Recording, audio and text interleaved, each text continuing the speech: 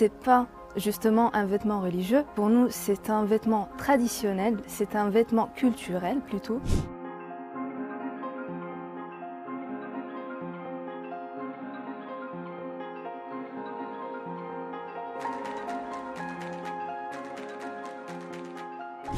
Une robe comme les autres pour sortir, pour ne pas montrer ses formes, quand on n'a pas envie de s'habiller, qu'on a la flemme. C'est un truc facile à mettre, à enlever. C'est une tenue qui vient de l'Afrique orientale déjà.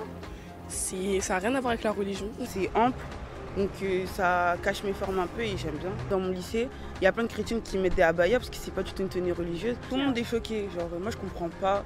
Moi je suis juste choquée. Est-ce que tu vas continuer à en mettre? Oui. Bah, clairement oui. Ça va pas m'arrêter. Est-ce que tu pourrais en porter au lycée? Oui. Ça me dérange pas. Je suis pas là pour provoquer, moi je vais plus en mettre parce qu'après c'est moi qui est perdante, je vais rater des heures de cours et tout. Je suis obligée de m'habituer vu que je vis en France, mais sinon c'est vraiment injuste. On peut voir que c'est super coloré avec plein de strass, ça attrape toujours la lumière dès qu'on marche. Et donc ça ne pourrait pas rentrer dans les normes. Oui, c'est ample, mais ça attire le regard, ça attire l'attention. Et ce qu'on cherche surtout pas. Franchement, je vois pas en quoi ça pourrait être un signe religieux.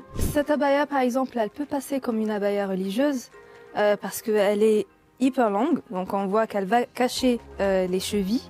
Elle a quand même les manches qui sont longues aussi. Et les couleurs ne sont pas très vives. Une fille, elle voit sa copine, « Ah mais c'est bien le truc que tu portes, ah j'aimerais bien moi aussi essayer une fois ». Et là, c'est pour ça qu'on le voit de plus en plus dans la rue, surtout avec les nouvelles générations.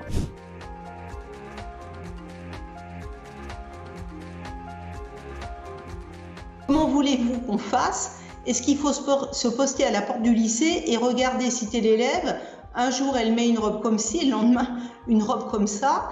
D'une part, ça c'est absolument impossible. Ensuite, si vous avez beaucoup de situations, vous imaginez bien que c'est extrêmement chronophage.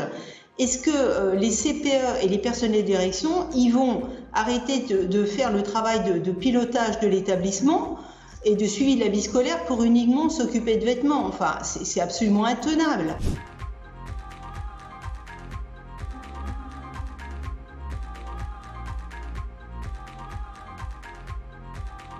Notre école est testée continuellement, nous le savons.